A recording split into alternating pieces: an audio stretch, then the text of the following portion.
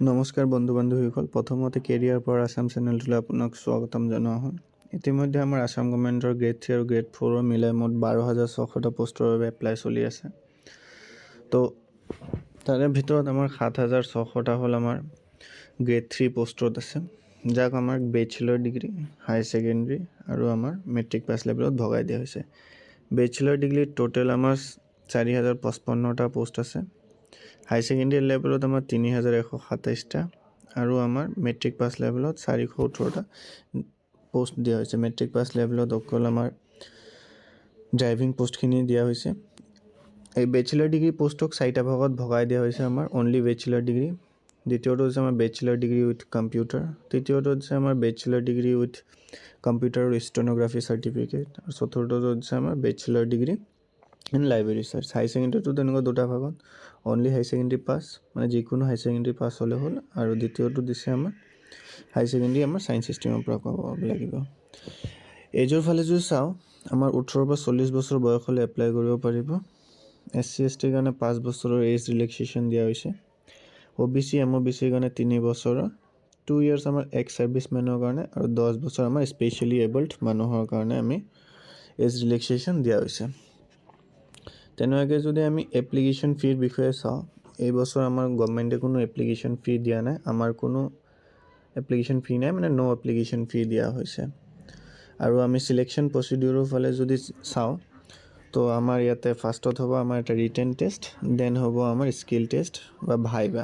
Grade 3 কাৰণে normal skill test হয়, grade 4ত আমাৰ ভাইবা হয়।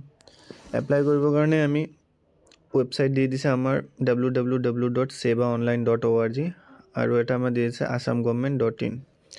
এপ্লাই আমাৰ আৰম্ভ হৈছে 10 নৱেম্বৰৰ, আৰু আমাৰ লাষ্ট ডেট হৈছে আমাৰ 29 ডিচেম্বৰ 2023। কিন্তু আমি লাষ্ট তাৰিখলৈ ৰৈ থাকিব নালাগে, যিমান পাৰোঁ সিমান সোনকালে আমাৰ এপ্লাই কৰা ভাল। আহক এতিয়া আমি গ্ৰেড 4ৰ বিষয়ে অলপ চাই লওঁ। গ্ৰেড 4ৰ পোষ্টখিনিৰ বিষয়ে যদি আমি চাওঁ, তেতিয়াহ'লে টোটেল আমাৰ ইয়াতে গভৰ্ণমেণ্টৰ ফালৰ পৰা এইবাৰ 5,000 পোষ্ট দিয়া হৈছে। তাতে আমাৰ 3টা ভাগত ভগাই দিছে 5,000 পোষ্টত।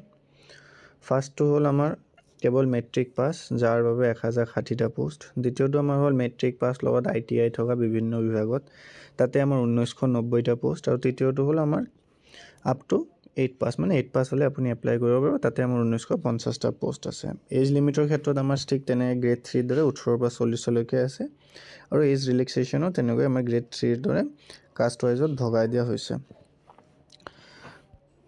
ইয়াতো আমাৰ কোনো ধৰণৰ এপ্লিকেশ্যন ফিজ নাই, কোনো এপ্লিকেশ্যন ফিজ নাই। আৰু চিলেকশ্যন প্ৰচিডিউৰ আমাৰ প্ৰথমে এটা ৰিটেন টেষ্ট হ'ব, আৰু দেন আমাৰ হ'ব ভাইবা, যোনটো আমি শেষৰবাৰ ADREত দেখা পাই আহিছোঁ।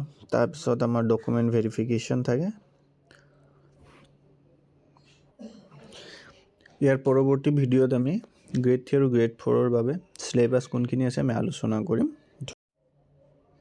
আৰু আপোনালোকক এইটো চেনেলতে গ্ৰেড 3 আৰু গ্ৰেড 4ৰ প্ৰিপেৰেশ্যন চলাবলৈ সকলো ধৰণৰ ষ্টাডি মেটেৰিয়েল প্ৰভাইড কৰা হ'ব। চ' সেইবাবে চেনেলটো ছাবস্ক্ৰাইব ল'ব, যাতে আপুনি আগন্তুক চিলেবাছখিনি তথা যোনখিনি আমাৰ প্ৰয়োজনীয় ষ্টাডি মেটেৰিয়েল সেইখিনি আপুনি পাই থাকে। ধন্যবাদ।